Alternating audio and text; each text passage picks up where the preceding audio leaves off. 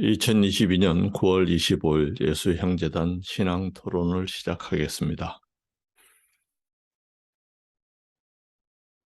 먼저 다 함께 신앙 고백을 하시겠습니다. 나는 전능하사 천지를 만드신 하나님 아버지를 믿사오며 임마누엘 예수님을 믿사오니 그분은 동정녀 마리아에게서 나시고 유대교 제사장들에게 고난을 받으시어 십자가에 매달려 죽음을 겪으시고 장사한 지 사흘 만에 죽은 자들 가운데서 살아나셔서 하늘에 오르시어 전능하신 하나님 우편에 계시면서 성령님을 보내셔 저희들을 구원하고 계십니다. 성령을 믿사오며 죄를 사하여 주시는 것과 내 몸이 죽은 뒤에 영혼은 하늘나라에서 영생을 누리는 것을 믿사옵나이다. 아멘.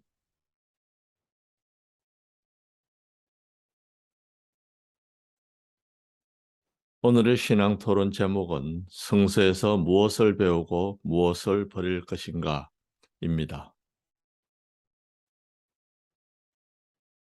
우리가 흔히 성경이라고 부르는 책은 성서, 사실은 그 책이라고 부르는 것이 정확한 호칭입니다. 기독교와 천주교에서는 성서를 성경이라고 흔히 말합니다. 성서를 성경이라고 부르면 안 됩니다. 그 이유는 이렇습니다. 모든 종교에서 경이라는 단어는 주문을 기록한 책을 말합니다. 주문이란 초자연적인 현상을 일으키거나 귀신을 부리는 말입니다. 실제로 귀신을 부리지는 못하지만 귀신을 부린다고 주장하는 말입니다. 예를 들면 이런 것들이 주문입니다. 알리바바와 40인의 도적에 나오는 열려라 참깨, 서양 동화에서 흔히 되는 아브라카다브라, 동양에서는 수리수리 마수리 등이 주문이지요. 그런 주문들을 모아놓은 책이 경입니다. 경이란 말은 원래 브라만교에서 시작된 것으로 보이는데 그 경을 모아놓은 책을 경전이라고 합니다. 그 경에 있는 문장을 읽으면 비가 온다거나 폭풍우가 그친다거나 하는 자연 현상을 일으키거나 또는 사람의 병을 낫게 하거나 복이 들어오게 만드는 일을 할 수 있다고 종교에서 말합니다. 그런 경들을 모아놓은 것이 경전입니다. 법률을 모아놓은 책이 법전이듯이 경을 모아놓은 책은 경전입니다. 성서에는 이런 단어를 말하면 자연현상의 변화를 초래하거나 인간의 길흉화복 또는 질병 치유를 가능하게 한다고 하는 주문은 기록되어 있는 것이 없습니다. 예수님의 이름으로 기도합니다를 굳이 주문이라고 부르겠다면 단 한 개의 주문이 들어있다고 할 수도 있겠지요. 그러나 예수님의 이름으로 기도하는 것은 주문이 아니라 하나님 아버지께 구할 때 그 아들인 백을 동원하는 것이니까 잘 봐달라는 요청이지 그 말 자체가 무슨 힘이 있어서 그 말을 하면 하나님이 꼼짝 못하고 들어주셔야 되는 것은 아닙니다.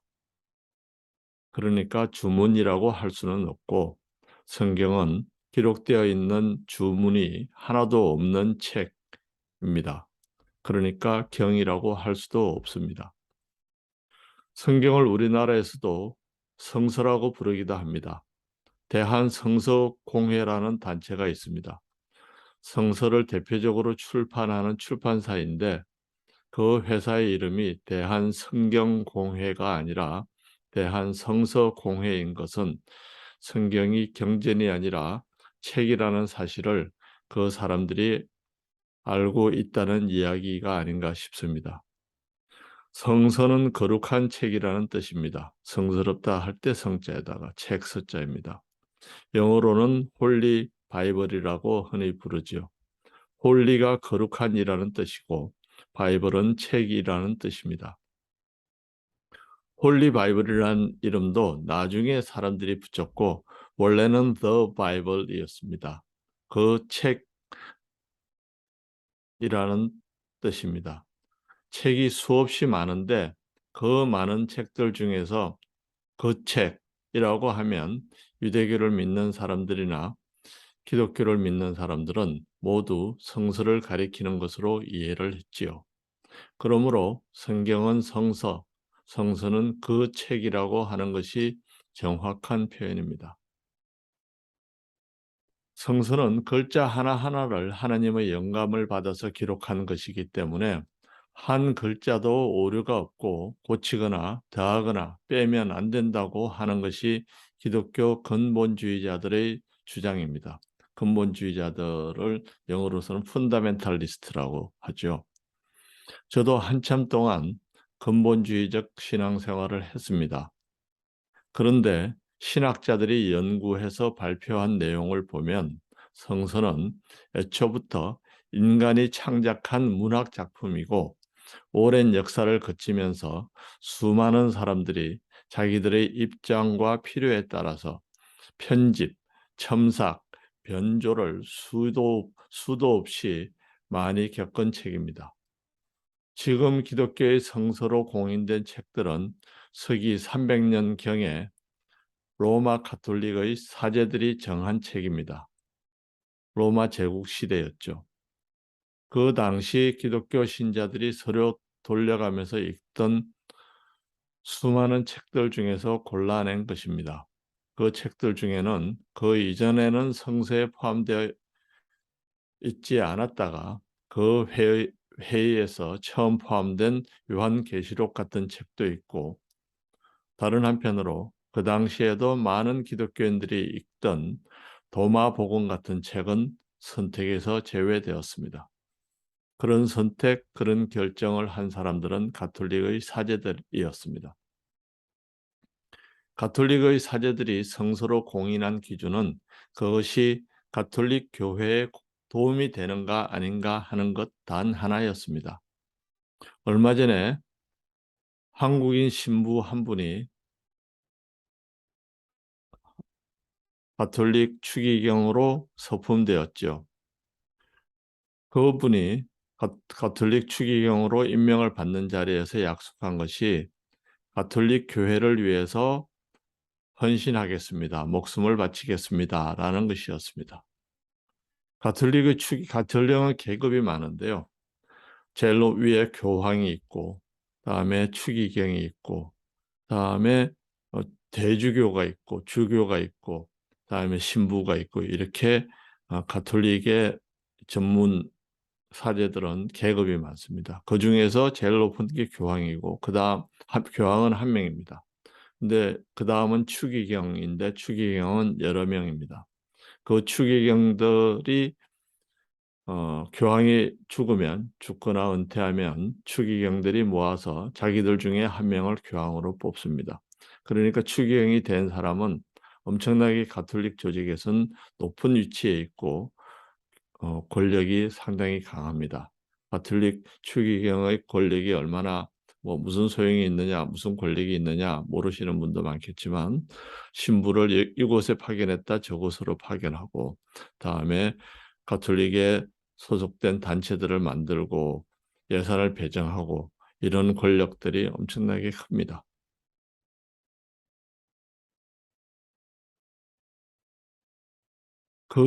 그런 자리에 그렇게 높은 자리에 올라간 사람들의 가장 큰 관심이자 의무는 그 추기경으로 서품된 대신 한국인 어, 주교님께서 말씀하신 것처럼 가톨릭 교회입니다. 그분이 약속하신 것은 하나님을 위해서 헌신하겠다도 아니고 가톨릭 교인들을 위해서 헌신하겠다는 것도 아니고 인류를 위해서 헌신하는 것도 아니고 가톨릭 교회를 위해서 헌신하겠다고 하는 것이었습니다. 가톨릭 사제들은 그런 사람들입니다. 하나님이나 가톨릭 교인 또는 인류보다 가톨릭 교회를 제일 중요하게 생각하는 사람들입니다. 그런 사람들이 골라낸 책이니 그 책은 오로지 가톨릭 교회의 사람들이 복종하고 교회에 헌금하도록 만드는가 아닌가 하는 것을 책을 선정하는 기준으로 사용했습니다. 그래서 요한계시록 같은 수준 낮은 판타지 소설이 번듯하게 하나님 말씀으로 포장되어서 성서 중에 들어가 있는 것입니다. 성서가 그렇게 창작, 변조, 편집된 책이라면 우리는 그 책을 어떻게 처리해야 할까요? 모두 쓰레기통에 버리거나 불태워 버리거나 해야 할까요? 저는 그렇게 해야 한다고 생각하지 않습니다. 왜냐하면 그 책이 창작, 편집, 첨삭, 변조된 책인데도 불구하고 그럼에도 불구하고 하나님의 존재에 대해서 그리고 하나님의 뜻에 대해서 그리고 하나님과 소통하는 방법에 대해서 알려주는 책은 제대로 알려주는 책은 이 세상에 성서밖에 없기 때문입니다. 성서에는 하나님께서 우리에게 알려주시는 메시지가 담겨 있습니다. 다만 그 메시지보다 훨씬 많은 분량의 쓰레기, 독극물이 포함되어 있는 것이 문제이죠. 예수님께서 가라지라고 지칭하신 내용입니다. 그러면 성서에 기록되어 있는 내용 중에 무엇이 알곡이고 무엇이 가라지인지 어떻게 알 수 있을까요? 신학자들의 논문을 모두 읽고 연구를 해야 할까요? 하다못해 주석서라도 읽어야 할까요? 어떤 주석서를 읽어야 할까요? 주석서 중에는 성경이 한 글자도 고칠 것이 없는 하나님의 말씀이라고 주장하는 그런 주석서도 있습니다. 근데 사실을 제대로 얘기하는 주석서는 옥스퍼드 코멘터리입니다. 옥스퍼드 대학교 신학대학에서 나왔는지 그래서 책임 편집을 한 책입니다. 전 세계의 유명한 대학교의 신학부 교수들이 어, 다 집필에 참여한 학문적으로 정확한 사실에 입각한 코멘터리입니다. 그, 그런 책이나 아니면 영어로 된 거는 스터디 바이블 코멘터리도 스터디 바이블에도 그런 내용이 포함되어 있습니다. 그래서 신학을 전문으로 하는 학자들은 성서가 편집된 책이라는 데 대해서 아무도 부정하지 않습니다. 그러나 우리는 그런 코멘터리, 주석서도 읽을 시간이 없습니다. 그러면 어떻게 해야 될까요? 포기해야 될까요? 그런 주석서를 읽을 수 없으면 성서도 읽지 말아야 할까요?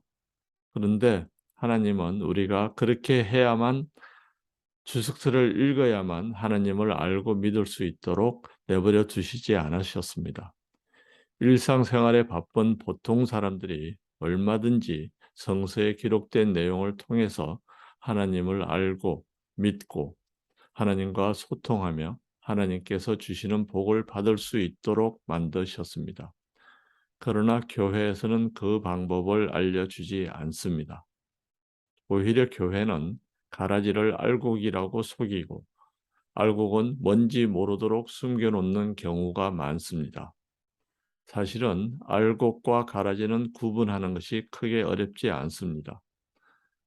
특별한 신학 훈련을 받아야 하는 것이 아닙니다. 제가 가르쳐 드릴게요. 성서 중에 윤리와 예언을 기록한 부분은 모두 가라지입니다. 하나님의 기적과 기도 응답을 경험을 담은 부분은 모두 알곡입니다. 우리나라의 경우를 생각해 봅시다. 지금도 안동이나 지리산 밑에 가면 조선시대의 유교 윤리를 그대로 신봉해야 한다고 믿는 분들이 계십니다. 그런 분들 본인들도 모두 조선시대가 끝나고 난 뒤에 태어나신 분들인데도 그렇게 주장하십니다. 그러나 보통 사람들은 캐캐묵은 조선시대의 윤리는 그 당시 농경사회 가부장적 문화에서 사회 유지 수단으로 필요했던 것이고 지금 사회에 그것을 강요하는 것은 인간의 기본권을 침해하고 억압하는 것이라는 사실을 압니다. 조선시대에 통용되던 윤리가 언제 만들어졌습니까? 조선조 초기에 만들어졌다고 치더라도 아직 1000년도 채 안 되는 오래되지 않은 과거입니다. 그에 비해서 구약 성서의 신명기, 레위기를 만약 그들이 주장하는 대로 모세가 집필한 것이라고 한다면 그 책이 씌어진 시기는 3000년을 훌쩍 넘는 옛날입니다. 1000년 전에 우리나라 사람들이 만들었던 조선시대의 윤리 도덕도 낡고 캐캐 묵은 것이라고 배척하는 사람들이 근본주의 기독교 사람들 배척하면서 근본주의 기독교인들은 3000년 전에 머나먼 곳에 살던 민족이 만든 윤리를 그대로 지켜야 한다고 주장합니다. 그 사람들은 성서에 기록된 윤리는 조선시대의 윤리와 다르게 하나님이 직접 주신 명령이라서 그렇다고 주장합니다. 그러나 신명기나 레위기를 읽어 보십시오. 하나님이 그렇게 시시콜콜하게 일러주셨다는 주장이 얼마나 허황된 것인지를 쉽게 볼 수 있습니다. 그렇게 허황된 주장을 하니까 그런 주장을 하는 사람들이 주장하는 하나님의 존재도 믿을 수 없다는 것이 무신론자들의 입장입니다. 가라지 때문에 알고까지 모두 쓰레기통에 버려지고 있는 것입니다. 율법과 계명이라는 이름으로 기록된 3000년 전 유대인 사회의 도덕 교범은 모두 무시해도 됩니다. 그것은 하나님께서 주신 것이 아닙니다. 그러면 예수 믿는 사람은 비윤리적, 비도덕적으로 살아도 된다는 말인가 하고 질문하지 마십시오. 예수를 믿는다고 해서 자기가 사는 사회의 윤리와 도덕, 그리고 법률을 무시할 자격이나 권리는 없습니다. 그리고 그 이상으로 특별한 윤리나 도덕 또는 법률을 지켜야 할 의무도 없습니다. 그냥 세상 사람들이 사는 대로 살면 됩니다. 그러면 예수 믿는 것과 안 믿는 것이 무엇이 다르냐고요? 하나님이 살아계시고 우리 기도를 들으시고 우리에게 복 주신다는 사실과 성령님께서 우리와 동행하시면서 우리가 하나님께서 주시는 복을 받도록 도와주신다는 사실을 알고 기도해서 복을 받는 사람들이 예수 믿는 사람들이고 그 사실을 몰라서 기도도 하지 않고 그래서 복을 받지 못하는 사람들이 하나님을 모르는 사람들입니다. 이런 이야기 들어보셨습니까? 유럽에서 대서양을 횡단해서 미국으로 가는 여객선이 있었습니다. 비행기가 어, 일반화되기 전에는 그렇게 해서 미국으로 이민 간 사람들이 많았죠. 그런 여객선에 3등 칸 표를 끄는 사람이 자기가 낸 뱃삭에는 식사 대금이 포함되어 있지 않다고 생각해서 항해 내내 굶거나 쓰레기통에서 찾아낸 남이 먹다 남긴 음식으로 연명하다가 배가 항구에 도착하는 날 아침에 자기 표값에 식사 대금이 포함되어 있었다는 사실을 알게 되었다는 이야기 말입니다. 하나님을 모르는 사람은 자기 인생에 하나님께 복을 받는 핫라인이 개설되어 있는 줄을 모르고 자기 머리와 노력으로 인생을 살려고 고생하는 사람이고 하나님을 아는 사람은 하나님과의 핫라인을 충분히 활용하면서 인생을 알차게 즐겁게 사는 사람입니다. 성서를 안 읽는 사람은 성서 안에 하나님이 요구하는 엄격한 계율과 윤리와 규범과 어 그리고 저주와 악담이 담겨 있는 책이라고 생각해서 아예 성서를 읽지 않는 펼쳐볼 생각을 안 하는 것이고 그래서 성서 안에 기록되어 있는 하나님의 한없는 사랑과 그리고 하나님의 사랑을 받으면서 이 세상을 쉽고 즐겁고 보람되게 살 수 있는 방법을 찾아내지 못하는 손해를 보는 사람입니다.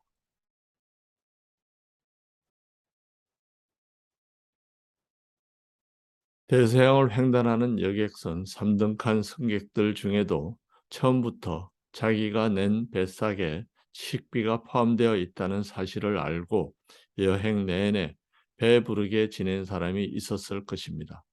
쫄쫄 굶었던 사람도 용기를 내서 식당에 한 번만 갔었더라면 자기의 권리를 몰라서 고생하지 않았을 것입니다.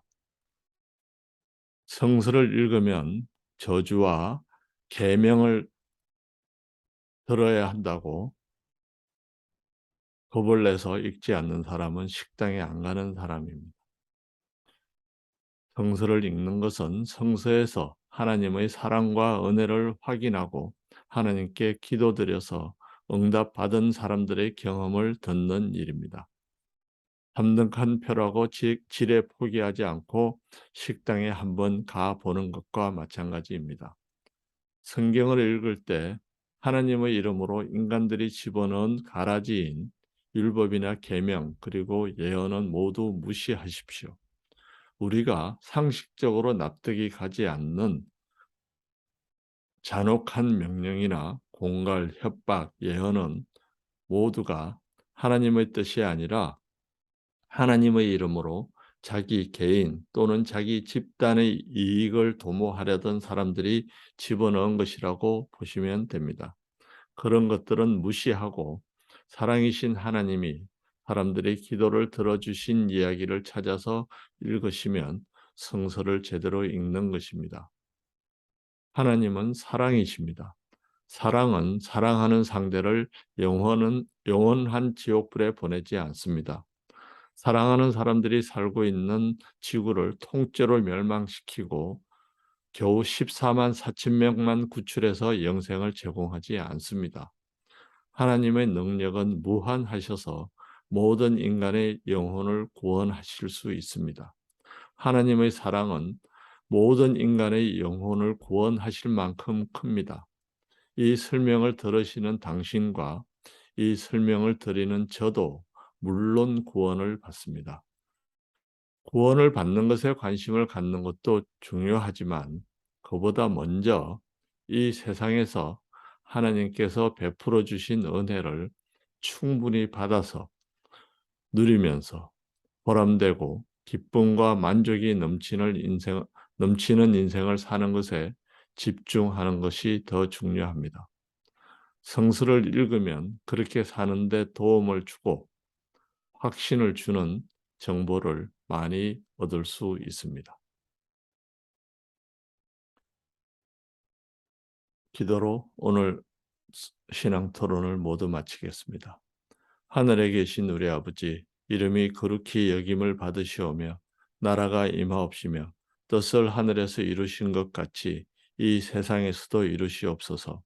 우리에게 필요한 물질을 때맞춰 공급해 주옵시고 우리가 우리에게 잘못한 사람을 용서해 준 것 같이 우리 죄를 사하여 주옵시고 우리를 시험에 들지 않게 하옵시고 모든 악에서 구해 주시옵소서. 하늘과 온 세상의 권세와 영광이 하나님 아버지께 영원히 있사옵나이다. 예수님의 이름으로 기도드리옵나이다. 아멘.